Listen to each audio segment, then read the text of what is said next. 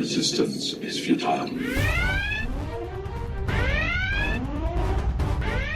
Boldly going where no show has gone before. This is The Week in Geek with David D. Squared and Brian Held. Heard live on News Talk 99.5 WRNO and the iHeartRadio app.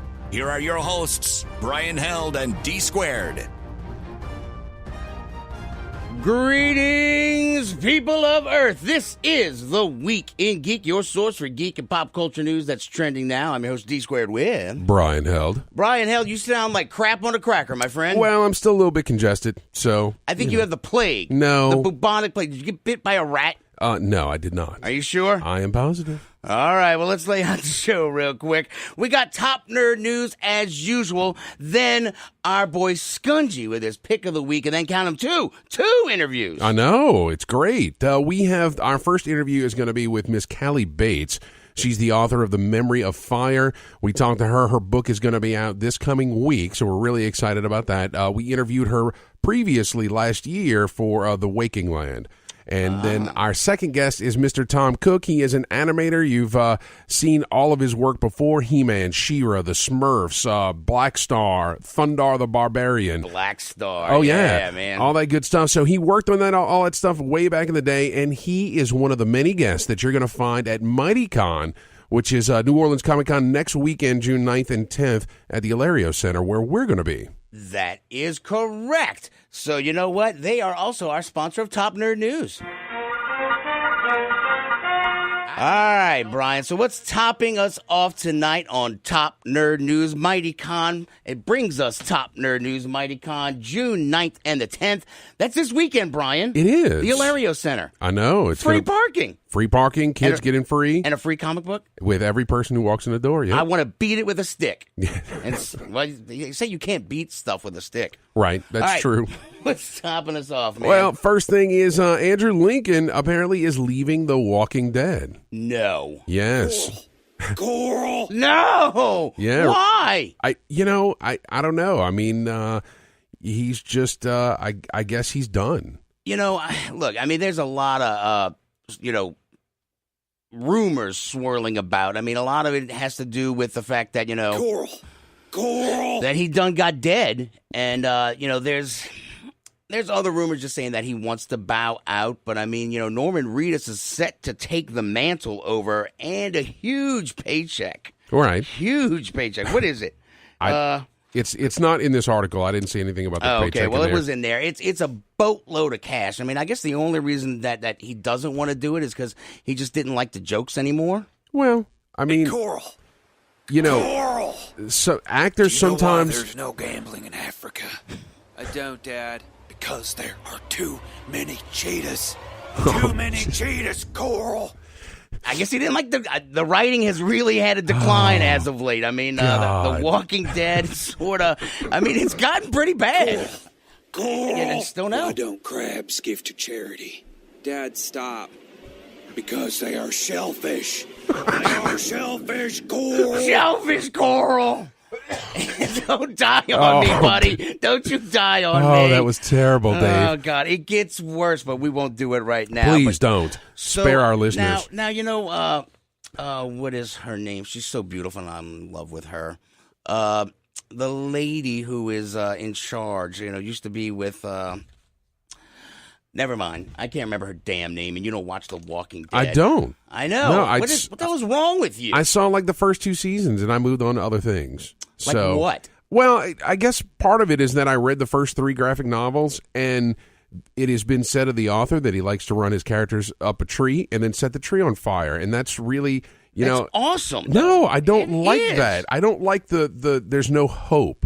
In the end of it. So what do you mean there's no hope? There's always hope. I mean, that's kind of what, there's no hope for J.R.R. Martin's characters because they all die too. Well, right. I mean, actually, and that's something that we touched on a while back when they first killed off Coral was the fact that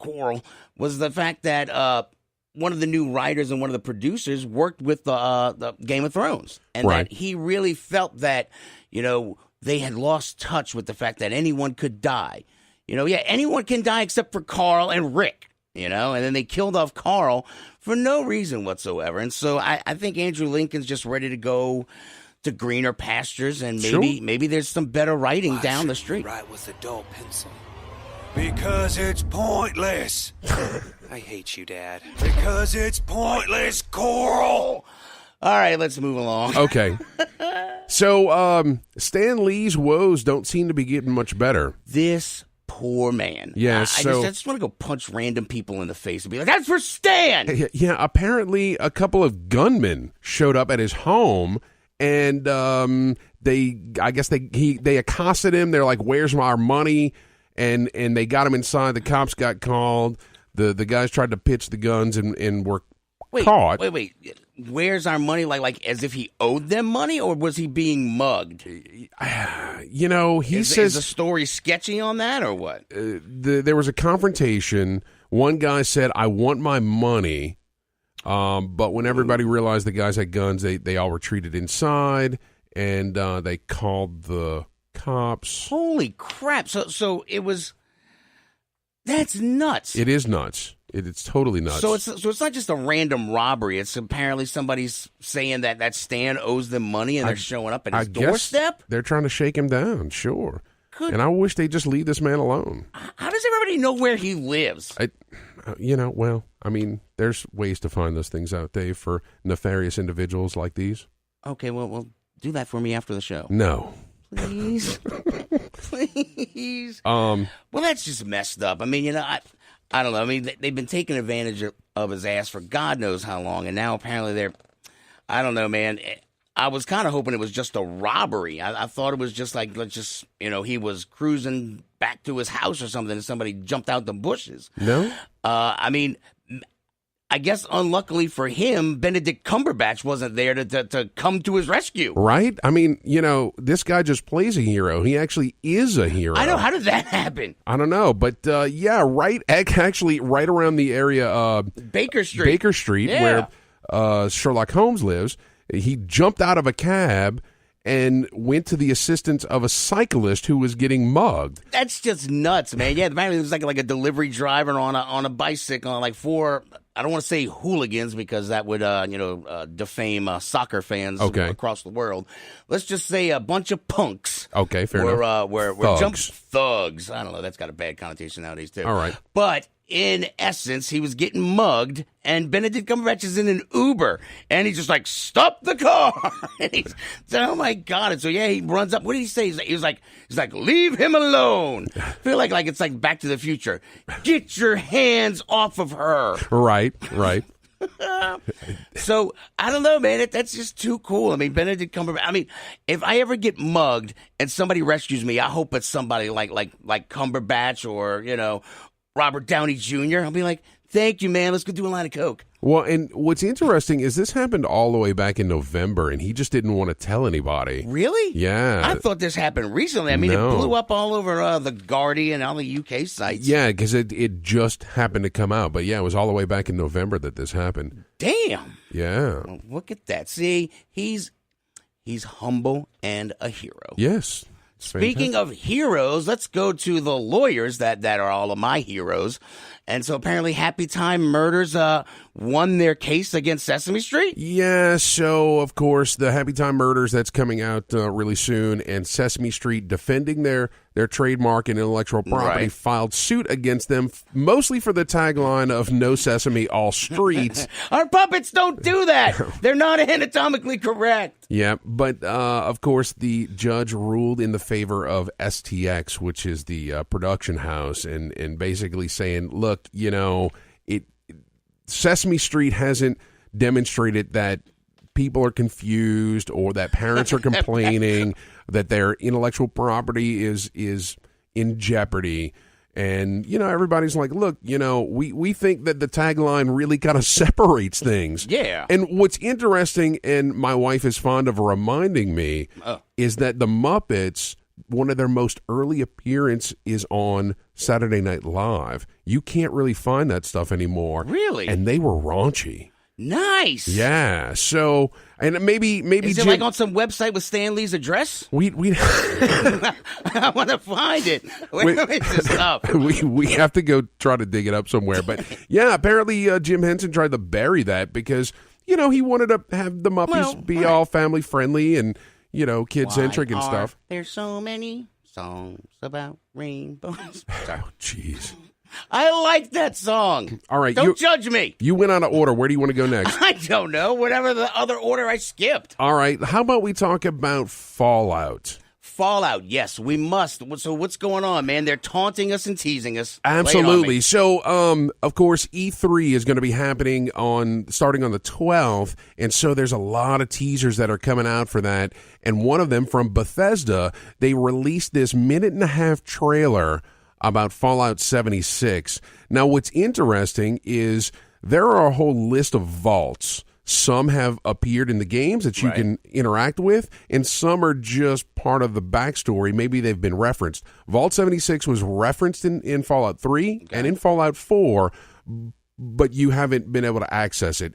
And it's believed to be one of the control vaults, meaning that nothing weird happened in it. It was supposed to function exactly as intended. Oh, right. They weren't screwing with the occupants. Exactly. Okay. And supposedly about 20, 25 years after the war, it was supposed to open, and those people would, go back and ideally repopulate the earth. Right. and not be screwed up savages and tweakers. Now, there's a whole lot of speculation as to what this game is actually going to be. Of course, we're used to Fallout being a single-player type setting. There's no multiplayer to it. However, the speculation that this is going to be an online multiplayer survival game, much like DayZ and Rust. So, where you're going to have to go out into the wasteland, you're going to have to find resources. Maybe you're going to have the ability to build a base or shelter or something like that, and then survive from not only the other players but the irradiated monstrosities from the wasteland. So like you can actually fight other players now? It's speculation. Okay, right. Okay, granted. Okay, I get you. So, yeah, I mean, that's just kind of how it... I mean, DayZ and Rust play in that fashion where there's player versus player combat and then player versus environment, but it's all online. And that's what the speculation is. And I don't know. What are your thoughts on that? I mean, you're the Fallout guy. So. Right. There's a lot of commentary I'm seeing online where people are not necessarily happy with this. I like the single-player aspect of Fallout. I like the storyline and all the side quests that you do, and I do think that if it were a multiplayer-type game, that it might take a little bit away from it. So I agree. I agree with that statement completely, Brian. Oh, well, thank you. Wow. Yeah, I know. It doesn't happen often, but there it is. Not. But so we're going to see. I mean, we've got 8 days till it releases. There's going to be a ton of press. I mean, E3 is coming up this weekend, so while we're at MightyCon, we'll be checking our Twitter feeds and everything else because we'll be getting more information this weekend, correct? Right. All the press functions are going to start happening on June 9th, 10th, 11th, and 12th, I believe, where you're going to get Bethesda and Microsoft and Sony and all those manufacturers of games are going to be coming out with their big press conferences. Well, and cool. yeah, so that'll start happening next weekend. And we can get into a little bit more about the E3 stuff in our next segment when we talk to our boy Skungy with his pick of the week. Did you want to mention anything about Wonder Woman? Yeah, it's going to happen. It's the hashtag or it's like WW84. Wonder Woman 1984 was registered as a domain name. Yeah, so I'm still not sold on Kristen Wiig as Cheetah. Yeah, we'll see. I don't know. I like her. I liked her in Ghostbusters. Yeah. So apparently that's a hot take to actually like that. All right. So, all right, guys, when we get back, we're going to talk to our boy Skungy with his pick of the week. This is The Week in Geek on News Talk 99.5 WRNO. I ain't afraid of no ghosts. It's long past time for the Big Easy to get a big comic convention. MightyCon proudly presents their very first New Orleans Comic Con, coming this June 9th and 10th at the Alario Center in Westwego. The New Orleans Comic Con features hundreds of artists and creators, vendors, and of course, special guests. We also have free comics at the door for all attendees, free parking, and kids 12 and under get in free. Go to MightyConShows.com for more info. Don't miss New Orleans' biggest new comic book show. You've waited for it, and now it's here. Get your very own Week in Geek Radio Show t-shirt and help support our show. These 100% cotton black t-shirts with the Week in Geek Radio Show logo are going fast. So don't wait. Go to twigradio.com and order your shirt now. Just go to twigradio.com and get your very own Week in Geek Radio Show t-shirt. $15 up to XL, $17 for 2X and 3X. That's twigradio.com. Friends, is your morning tea just not your cup of tea? Then try the tea blends of Viridian Tea Company. At Viridian Tea Company, they sell blends guaranteed to make you think outside the box. With such blends as My Enemy's Tears, Goth Librarian, Cyberpunk, and many more, your tea experience will be out of this world. Look for the blends at Tubby & Coo's Mid-City Bookshop, located at 631 North Carrollton, or on Etsy at Viridian Tea Company. Try Viridian Tea Company today. Your taste buds will thank you. Do you have a message or logo that you need the world to see? Then rely on the folks at Gretna Signworks to use their expertise to deliver your design. With over 15 years in business, Gretna Signworks can do commercial and yard signs, banners, screen-printed t-shirts, magnetic signs, vehicle graphics and lettering, and so much more. Gretna Signworks also has an exceptional network of suppliers, so no job is out of scope. Find Gretna Signworks on Facebook or visit them at 2125 Bell Chase Highway today. Mata Hari, Agent H21, is a spy fiction short story anthology about the famous dancer, seductress, and spy from World War I. Mata Hari, Agent H21, published by Pro Se Productions, has 7 rip-roaring adventure tales about the world-famous super spy that features her battling her enemies by using any weapons at her disposal. Mata Hari, Agent H21 is available for purchase in ebook and paperback formats on Amazon.com. Black Tie Tans, the premier mobile spray tanning professionals of New Orleans. Black Tie Tans will come to you and give you a natural glistening glow on the go. First-time customers get 20% off their first tan. Find them on Facebook at Black Tie Tans or email them at blacktitans@gmail.com to set your appointment. Going to a wedding? Going out to the club? Black Tie Tans will give you the look you need. Black Tie Tans. Tell your pale friends.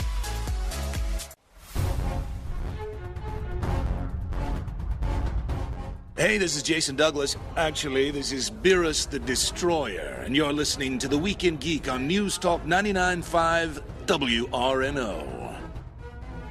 Welcome back. This is The Week in Geek. I'm D Squared and Brian Held. Now, Brian, it is my least favorite part of the show. Oh, you love it. I am not what you would call a handsome man. Skungy's Pick of the Week is brought to you by GameStop and ThinkGeek.com. Skungy's Pick of the Week. You might be an idiot savant. Woohoo! Skungy, what's shaking bacon? Look, Dave, I don't want you to listen to any of the lies that Brian is saying. He's a damn disease-ridden plague monkey. He is. I'm telling you. I'm Because telling you. I We have to it roll now. over him with Whatever a. he had, I have now. We have to roll over him with a lawnmower or something. Oh, come on now. Exactly. Plague That's my monkey. mom. What are we talking about, Skungy? We're talking about Detroit Become Human this week.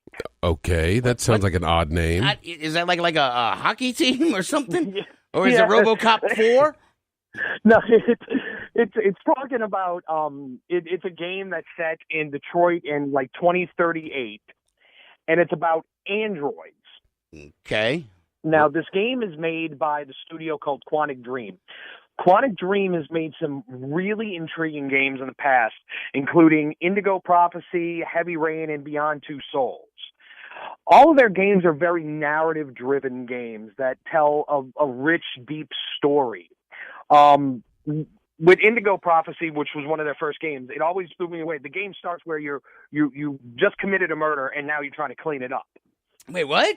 Yeah, that's how one of their first games, the one that really made them big, started. So everything with their game is all about the narrative, how to push the narrative of the game forward. In this particular game, the setting is in Detroit in 2038, and you're playing a couple of different characters. All of them are androids. In this world, androids are a commodity. They're like, you can go to a showroom floor and buy an android, and they can be, they're, your butler. They could be a friend. They work in shops and whatnot. So I just watched Blade Runner 2049 last night. It popped up on HBO. Did it? So, yeah, God, I love that. It was a really damn good movie. Yeah, yeah. So, it's one of the best sequels I've seen in years. All right, sorry, squirrel. All right, so you can buy any sort of androids and da-da-da-da. What this game is basically telling is like, they have some androids are called deviants. They're deviants if they go beyond their programming. So more and more androids are becoming deviants and basically I like gaining this world. consciousness. I like this They're world. gaining consciousness? Okay. Yeah, they're gaining consciousness. And like because people don't treat androids, they treat them like property and they abuse them, and some people experiment on them, and talking some toasters. Feed them, so talking toasters. All right, so I'm assuming that this all starts because what is it? It's a female android, right? Like protects a kid or something. I remember seeing the trailer. Yeah, absolutely, and it's very. I mean, it's very some of the subject matter. It's very rough. Yeah, it did make me uncomfortable, and it's not too many things that make me uncomfortable. So definitely a mature title.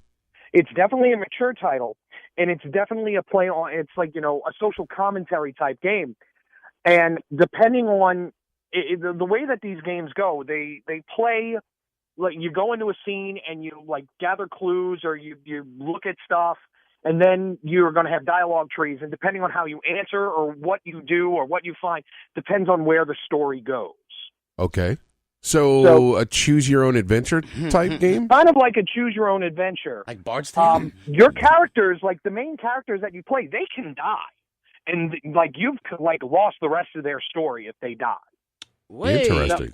Wow. Now, playing through this game, I suggest playing through the first time. Don't go back. Like, a lot of times you mess up and you're playing a story like, no, he died, or, like, oh, I didn't mean to say that. Don't go back. Like, play it through the first time, straight through to see what happens. Then you can go back. This game is beneficial of multiple playthroughs, and one of the cool things about it is they have this thing called a flow chart. With every chapter that you play will show you, this is the path that you took.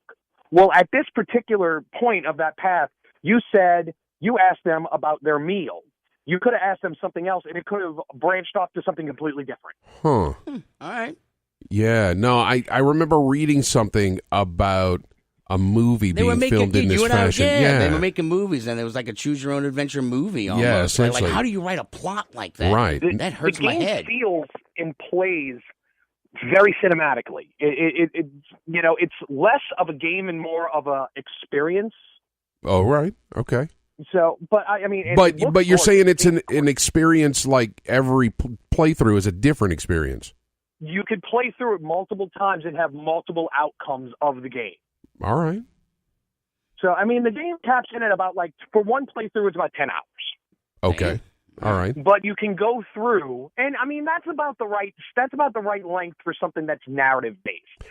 Because if you go too long, it just draws out. You want to keep it concise, and I think it does a really good job. The game's gorgeous. I mean, it's absolutely beautiful. The voice acting, it's got two of my favorite actors of all time, Lance Hendrickson and Clancy Brown. Nice. So, Skungy, real quick, I got to ask, the narrative sounds a lot like the Telltale series. Would that be accurate? It would be accurate with a little bit more interaction. Yeah, let's say, what's the playability like? Series. Like their action sequences that you have to do timed presses and everything like that. Like you're trying to get across a busy highway, and you have to have a lot of controller interaction to get across it. And if you don't hit them in the right time, your character literally can die. It's like Frogger. Yeah. Yeah, exactly. But really pretty. With androids. And narrative based. Yes, narrative with Android. All right, price and platform, man. It is $59.99, and it is exclusive to the PlayStation 4. Why are you bringing me this crap? Well, I can play it. PlayStation 4 one day. I got a PS4 at home. Well, whoop-de-doo, Brian. I'm going to come over to your house. I'm just going to camp out for 10 hours and play the game. You like that? Sure. Bring the kids. All right, so Skungy, Overwatch update. Wait. Before we get to Overwatch, can you just give us a quick primer on E3, right? That starts next week, right? It's going to start next week. It starts on the 9th is when all the press conferences start. The show floor itself is actually opening on the 12th. So I really like this new format because you're getting everything out of the way. They're actually starting it like a day early. They're starting it a day early for the press conferences. They're starting them on Saturday instead of Sunday this year. Okay. That way, none of it bleeds into the actual show itself.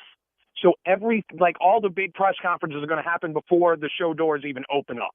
All right, cool. Well, I expect a whole lot of reporting, Skungy. It's going to be so much. It's going to be ridiculous. There's a lot of, early things that they're talking. Fallout, new Halo, new Gears of War are rumored, Yeah. So, look, we don't have a lot of time. Overwatch. So, stages. We're in stage 4 right now. Valiant is 6-0. They're in the top. New York Excelsior is right behind them in second. The LA Gladiators are number 3, and Frisco is number 4 in the stage for the stage 4 playoffs right now. Your Houston, they're 5. They're tied with Frisco, but Frisco's got the over on them. Okay, fair enough. So overall in the league, you got Excelsior is still killing everybody at 32-4. Jesus. The Valiant is second. London is third, even though they're not they're not in the stage playoffs right now. And same thing, Boston's fourth, and they're not in the stage either right now. And once again, 0-36. 0-36. Oh my God. 0-36. And one really cool thing in the news about it, they've had some people are trying to do what they can to make cases to make esports an Olympic event. Really? Yeah, they've been working on that for a while now. Okay. Yeah, but it's gaining more and more validity now. Well, with the popularity of this league, they're actually starting to turn the heads of maybe the IOC. Well, and there's all kind of other crazy stuff going on. Fortnite just announced a $100 million tournament. Yeah. And betting on sports is now legal. So betting on sports, so you're going to be able to bet on the Overwatch League. Yep. Let's just say we'll leave it here that there may be crazy things afoot over here at iHeart. And okay. We might find out a little bit more about esports as we move on into the future. Fantastic. Ooh. All right. Well, thank you, Skungy. You're welcome. And thank you for getting me sick. You're welcome. You know what, Skungy, I'm not going to fire you. You're good. Thank you. Just yeah. Well, we'll bring you back next week, maybe. Yay. All right, get out of here. All right. Well, guys, when we get back, we're going to have our interview with Miss Callie Bates, author of The Memory of Fire. Stay tuned. You're listening to The Week in Geek on News Talk 99.5 WRNO. It's long past time for the Big Easy to get a big comic convention. MightyCon proudly presents their very first New Orleans Comic Con, coming this June 9th and 10th at the Alario Center in West Wego. The New Orleans Comic Con features hundreds of artists and creators, vendors, and of course, special guests. We also have free comics at the door for all attendees, free parking, and kids 12 and under get in free. Go to MightyConShows.com for more info. Don't miss New Orleans' biggest new comic book show. Black Tie Tans, the premier mobile spray tanning professionals of New Orleans. Black Tie Tans will come to you and give you a natural glistening glow on the go. First-time customers get 20% off their first tan. Find them on Facebook at Black Tie Tans or email them at blacktitans@gmail.com to set your appointment. Going to a wedding? Going out to the club? Black Tie Tans will give you the look you need. Black Tie Tans. Tell your pale friends. Jezebel Johnston, Devil's Handmaid by Nancy Hansen, is now an audiobook read for you by Brian Held. It's a tale of a young girl from Tortuga who disguises herself as a boy and bluffs her way onto a pirate ship, chasing after her one true love, only to find adventure on the high seas. Jezebel Johnston, Devil's Handmaid is available on Amazon, Audible, and iTunes. Get your copy of Jezebel Johnston today. Do you have a message or logo that you need the world to see? Then rely on the folks at Gretna Signworks to use their expertise to deliver your design. With over 15 years in business, Gretna Signworks can do commercial and yard signs, banners, screen-printed t-shirts, magnetic signs, vehicle graphics and lettering, and so much more. Gretna Signworks also has an exceptional network of suppliers, so no job is out of scope. Find Gretna Signworks on Facebook or visit them at 2125 Bell Chase Highway today.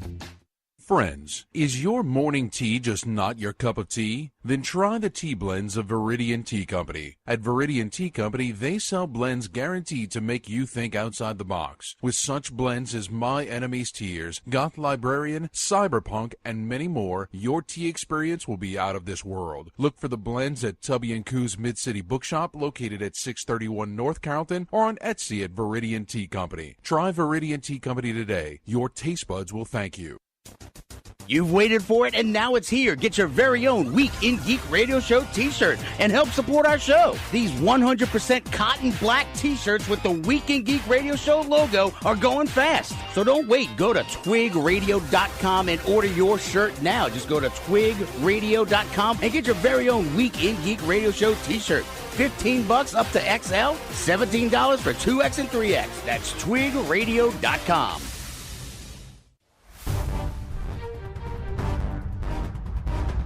Now, back to the Week in Geek on News Talk 99.5 WRNO with David D. Squared and Brian Held.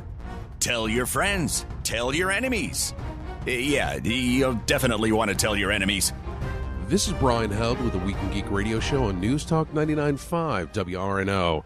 And I'm joined by a very special guest, Miss Callie Bates, author of The Memory of Fire. Miss Bates, how are you? I'm good. How are you doing? We're doing wonderful over here. So, we talked to you all the way back June 25th of last year with your debut novel, The Waking Land. And we had such a good time. If you would do me a favor for our listeners and just give me a quick synopsis so we can set the pace. Okay, sure. So The Waking Land is a novel about a young woman named Ilana who is raised as a captive. She's a hostage from her own people, and she has spent her life repressing her nature magic. And when the king dies, she's framed for murdering him and has to run for her life right back into the arms of the people who raised her, back to her family. Okay. Now, in this book here, The Memory of Fire, we have, and you mentioned this last year, is there's a new narrator for this, someone who was a secondary character, and if I'm pronouncing this correctly, Jahan Korakides? Is that right? I say it Jahan Korakides, so you are very close. And, any way it's pronounced is good by me as long as, people are reading it. I'm happy. Well, you have a pronunciation guide on your website that I thought was fantastic. Yes, and I need to update that for book 2. So by the time the second book is released next week, there will be an updated pronunciation guide. So what's the synopsis of The Memory of Fire? So The Memory of Fire picks up about 2 months after the epilogue of The Waking Land, and it's about how political tensions have escalated since the end of the last book, and basically the kingdom from The Waking Land is sort of under threat of attack from all of those around it. And Jahan's background is from one of those other countries, the Empire of Palladus, and he finds himself kind of at loose ends in Erin and Karis, and he thinks that one way that he can help out is by going home and kind of saving the day and negotiating with the emperor. But of course that turns out to be much more difficult than he expected and gets thrust into the internecine politics at the imperial court. And meanwhile, he is constantly hearing the call of this mysterious sorceress, who experimented on him and his brothers when they were children, trying to perfect them to be the ideal sorcerers. And I can tell you, because we received an advanced reader copy of your book, and I just finished reading it, what a brutal beginning for this guy. I mean, his upbringing is really rough. I mean, where did you come up with that? It is a little traumatic for him, yes, poor Jahan. A lot of the inspiration for that particular idea came from some reading I had done about Mary Shelley and the writing of Frankenstein. Okay. And so I started thinking about, how Frankenstein is this sort of designed human being, right? And I started thinking about, well, what would the fantasy, obviously that kind of is fantasy as well, but what would the magical spin on that be? And maybe I thought there was someone who would try to experiment to create the perfect sorcerer instead. So, manipulating the patterns of their minds, as I think it says in the novel, to create the best ability to use magic, which she, of course, doesn't succeed in doing, but she's trying. Yeah. No, and I can definitely see that now. That I get it. So when we talked about your first book, you mentioned the inspiration of 18th century Scotland and Ireland. And where was your inspiration for Paladie, for this new nation that we're delving into in this book? Sure. So I think it's got a pretty strong Greco-Roman flavor to it, Greco-Roman Byzantine kind of aspect, which I've always loved Greek and Roman history, and so that was a really natural place for me to go. But we also have that 18th century influence, so it's a bit of a mashup of ancient Greece and Rome and the 18th century court at Versailles. So there's kind of to me, there's a bit of a hint of, say, Louis the 16th, and all of the drama of the French Revolution, but it's sort of reimagined into this fantasy world. No, that's good. Although, from your description, I think that the Imperial Palace probably smells better than Louis XIV's. I think you're probably right. Yeah, that place was pretty potent. Right. And, of course, we're talking with Miss Callie Bates, author of The Memory of Fire. And, Callie, it seems to me like you've been doing a lot over the past year since we've last talked, a lot of promotion of your writing. And you mentioned in the thank you section of your book about going to Comic-Con and having a really good time. Is there any fun stories about that you have?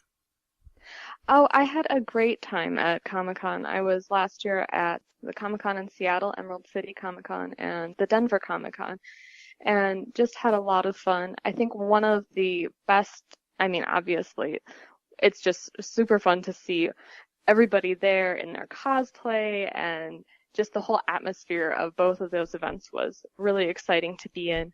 But one of my favorite parts was meeting a lot of my literary heroes. I got to go out to dinner with Diana Gabaldon and Robin Hobb and some of just the luminaries of the science fiction fantasy world, and it was just such a thrill to meet them in person. I was a little starstruck. No, that's great. I get it. Because we go to all these cons all the time and we see those folks as well. And we can't help from being a little starstruck ourselves. So I have to ask, you mentioned seeing all the cosplayers. Anybody cosplaying your characters yet? Not that I've seen, but, I would be totally thrilled if somebody did that. That'd be amazing. Oh, no, definitely. Now, I also have to ask, with all the work that you've been doing on your novels, you're also a harp therapist. Do you still get to do that work? Unfortunately, I haven't been doing much of that lately. My harp is sort of sitting in my living room, taunting me or demanding that I come back to it. So I haven't been doing a lot with it, but it's definitely informed my writing. And in fact, in the third book that I'm writing in this series, the harp therapy that I do is sort of a part of Sophie, the magic of the main character. Oh, well, cool. And you just mentioned a third book, and I know from the beginning this is always intended to be a trilogy, right? Right, yes. And you're just finishing up the last bits of edits on that last one? I am, yeah. So that will wrap up soon, I think. And again, we're going to be shifting narrators in that book. So the main character will be Sophie, who is a minor character, very minor in The Memory of Fire, and definitely a secondary character in The Waking Land. And spoiler alert, at the end of The Waking Land, she becomes the queen of Erin and Karis. So this book is about her learning how to rule a kingdom and her heart. All right.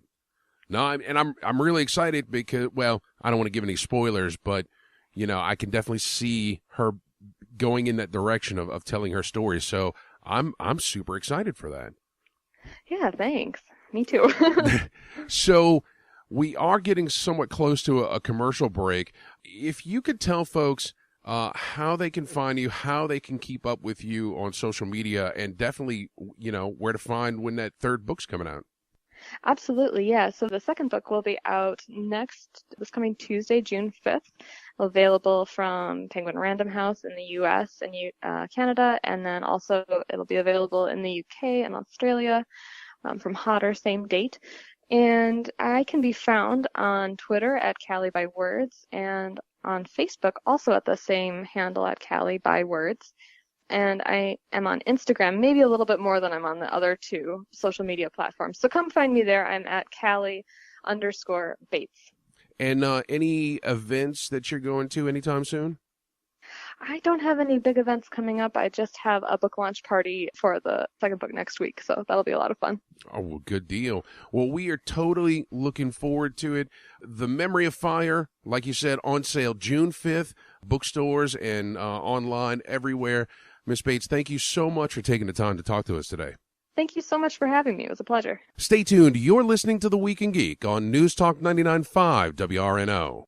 It's long past time for the Big Easy to get a big comic convention. MightyCon proudly presents their very first New Orleans Comic Con, coming this June 9th and 10th at the Alario Center in West Wego. The New Orleans Comic Con features hundreds of artists and creators, vendors, and of course, special guests. We also have free comics at the door for all attendees, free parking, and kids 12 and under get in free. Go to MightyConShows.com for more info. Don't miss New Orleans' biggest new comic book show.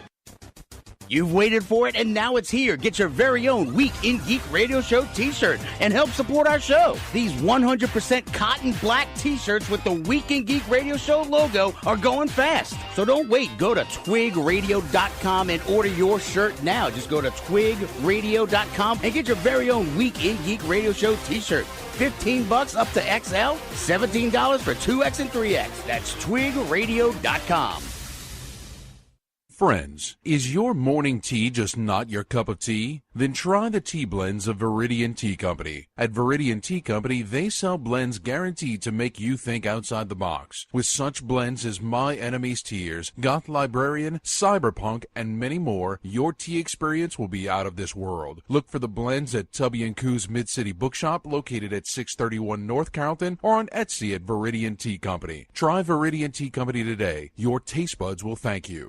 Mata Hari, Agent H21, is a spy fiction short story anthology about the famous dancer, seductress, and spy from World War I. Mata Hari, Agent H21, published by Pro Se Productions, has 7 rip-roaring adventure tales about the world-famous super spy that features her battling her enemies by using any weapons at her disposal. Mata Hari, Agent H21 is available for purchase in ebook and paperback formats on Amazon.com.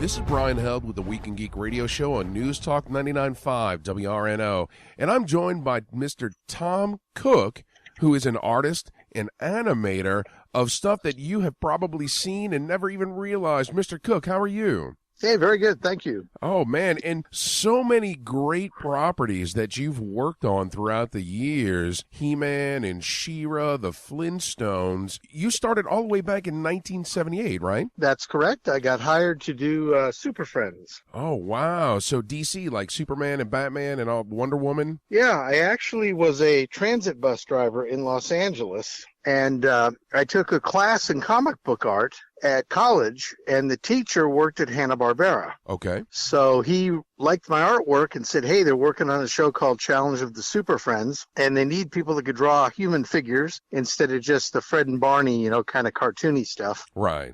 So he recommended me to a class to learn basic animation, and 3 weeks later, they hired me out of the class. So that's how I got started. Now, let me ask, because, you know, I know a lot of folks now, you know, there's so much behind the scenes of you know, the things that we see and love, and so people probably have a pretty good understanding of modern animation, but you guys were working pen and pencil with cell animation, right?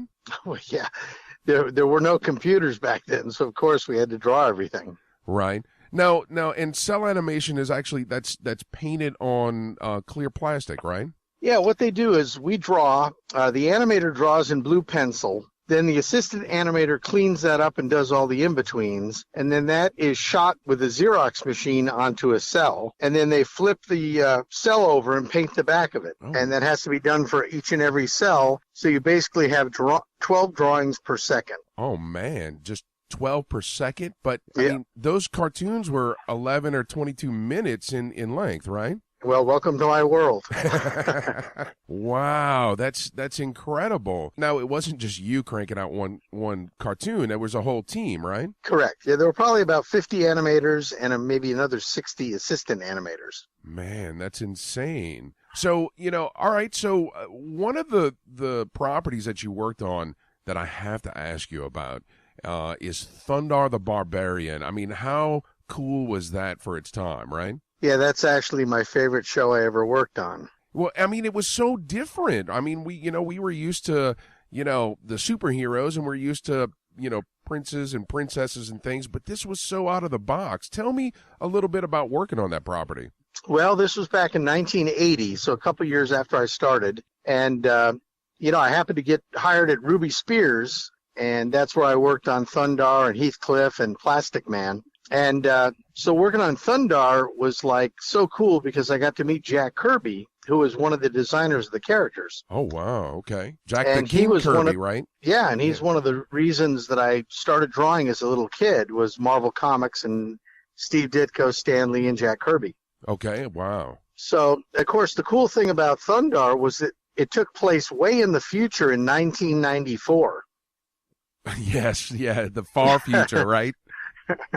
And but it was really cool because it was a little bit more cutting edge than a lot of the stuff at the time because the Earth had basically been destroyed by a comet that came too close to the Earth and caused all sorts of earthquakes and tidal waves and wiped out civilization. And the barbarians were now fighting the sorcerers for the to be able to see who's going to control the planet. Nice. Yeah, no, it was so much fun to see that. And just very different from what was available at the time. So, I mean, you have this long career in animation. What are you doing now? Well, I retired about 4 years ago, and I live in Coeur d'Alene, Idaho. And basically what I'm doing now is just traveling around the country and even overseas some places to Comic-Cons and meeting all the fans and, doing drawings for them. So they can get a piece of art from one of the original animators. And so that's what I've been doing, keeping busy. Well, I like that you're still keeping your pencil sharp, that you're still, executing your craft. You're not, and being able to interact with those fans must be great for you, right? Well, it's great because so many of these shows, all the people that watched them are in their 40s now, and so it's very nostalgic for them. In fact, the one thing I hear more than anything else is when they say, you drew my childhood. True, and I'm 43, so I can totally relate to that. Exactly, you're right in the wheelhouse. Right. So, because He-Man is 35 years old this year. Oh, man. All right, well, hey, we talked to you, you might not remember since you do so many shows, but we talked to you all the way back in January of 2016 when you stopped by Wizard World, and now you're coming back to New Orleans for Mighty Con's New Orleans Comic Con, right? Absolutely. And that's going to be June 9th and 10th. So any particular plans while you're here in the city? Not really, because when I come into the city, it's pretty much I'm just drawing all the time. So I do the show, and then in the evening, if anybody wanted any commissions done, I do them Saturday night and then bring them in on Sunday completed. And so really, when I go to one of these shows, it's pretty much work. And the only thing I really get to do is, maybe search out a good restaurant and eat somewhere that's nice. How awesome is that dedication that even after the show, you're back in your room doing commissions? That's incredible. Well, that's kind of what it takes, is I don't know what people are going to want, so I can't do stuff ahead of time. Now, I do bring some drawings that I've done ahead of time, but, it's pretty specific. Each character just, kind of standing there. But this way, if you want somebody that I don't sell very often, so like let's say Plastic Man. I mean, I worked on Plastic Man, but some people really love Plastic Man, but I don't do a lot of drawings of Plastic Man because I don't sell a lot of them. Okay. All right. But at the show, if somebody's a big Plastic Man fan, that's the time to order it, and then I could do it that evening. All right. Well, and before we get out of here, we're getting kind of close to a commercial break. So I'm a big Marvel fanboy. You mentioned Jack the King Kirby, Stan the Man Lee. Who's your favorite Marvel comic book character? Without question, Spider-Man. Nice. Yeah, I was about 8 years old when Marvel Comics started, and that was the comic that I saw. My friend had a copy of Spider-Man #4, and that's what really got me interested in comic books and drawing. So that's, if not for Marvel Comics and Stan Lee, Jack Kirby, Steve Ditko, I probably would still be driving a bus. Oh, jeez. Well, I'm glad that you got that inspiration from those guys, and you are where you are. You gave us so many great properties throughout the years.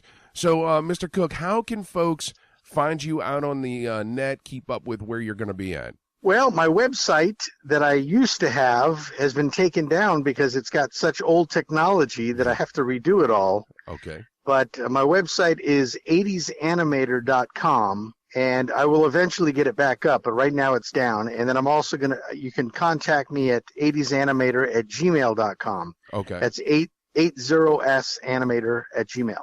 Okay. And you do any social media out there? I am on Facebook under Tom Cook Animator. All right. Okay. Well, good deal. Well, Mr. Cook, thank you so much for taking the time to talk to us today, and we look forward to seeing you at New Orleans Comic-Con very soon. Very good. My pleasure, and I can't wait to get back to New Orleans. Wonderful. All right, Brian, look at you. What? That was good. Oh, thank you. You keeping those pencils sharp over there, huh? Oh, jeez, yes. So now, Brian, as always, we want to strongly urge people to check out our Facebook page, facebook.com/The Week in Geek. Check out our website at twigradio.com. Follow us on Twitter at Twig Radio, and the Instagram's The Week in Geek. Now, Brian, how can people listen to this lovely show? Well, if you missed any part of tonight's show or you want to catch your favorite part again, you can always find us on Spreaker.com or download Spreaker for your smartphone or tablet. We're also on iTunes, YouTube, Stitcher, Google Play, iHeartRadio app, and at WRNO.com. There are many, many ways to find us. Absolutely. So, all right, that was Tom Cook. Yes. He's going to be out there this weekend at MightyCon at the Alario Center. Yes, New Orleans Comic-Con, June 9th and 10th. MightyCon. Well, because that's the brand. So it's MightyConShows.com, though, That's right? correct, Okay. yes.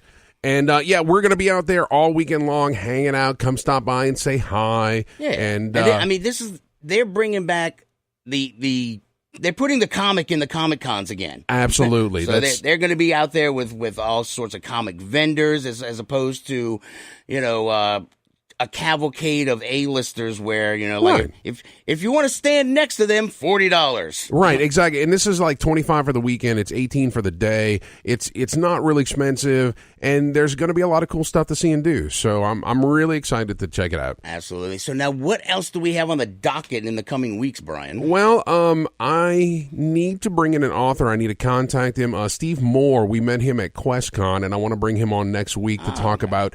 He's got a couple novels, and he has a how to draw book for kids. So I remember meeting him. Yeah. And are you going to get some antibiotics too? I'll be fine. Plague monkey. And then it looks like we have Miss Gigi Edgley the week after that. Shut up. Yes, and I already have that in the can. So, jeez. But the next event that we're going to be at is looks like June 29th is the Baby Cake Star Wars night. No. Yes, I will be Lord Vader out there. So you're going to be hot as balls. Yeah, well, we suffer for our craft. We do. All right, what is the date on that? That is June 29th. June 29th. All right, man. So, yeah. And then the weekend after that is the post-apocalyptic weekend at the Bad Wolf Bar and Grill in Gretna. That's July 7th weekend, yeah. So, man, we got all kinds of stuff going on. And we then do. We're playing board games at D4 yet? When are we doing that? Yeah, no, we need to get over there, go play some games. Yeah, definitely. They've got some really great stuff. So absolutely. So now, one thing we didn't get to in Top Nerd News was that, Michelangelo's secret hideaway and drawing room, it was under the Medici Chapel. Really? It was like now this is the weird part. It was found in 1975. Okay. But apparently, they were, I don't know, cataloging the works or whatever, and apparently a lot of this stuff is original sketch work of when they were, putting together all the statues and everything for the chapels. I mean, it's like watching his his notebook, but he doodled it on the walls in charcoal. It was nuts, man. Wow. So apparently, but here's the clincher is that in 2020 they will open it up to the public because it's been closed off for 25 years, and so now you can actually get down there and see it in the next 2 years. Nice. All right, Brian. Geez, it's already time to head out of here. It is. One last thing that I thought was pretty interesting. I'm not going to dig into it a whole lot, but the Samsung Gear VR, Oculus VR, you can start checking out live events from the comfort of your couch with your VR headset. Wow, I don't have to interact with people? No, not at all. I can become a full-time hermit? Yes, and get the best view in the whole place right through the comfort of your VR headset. God bless technology. Mm-hmm. God bless us, everyone. If you want to read that article, it is on our Facebook site. Facebook.com/The Week in Geek. All right, guys, till next time, keep your nerd flag raised high. GFL.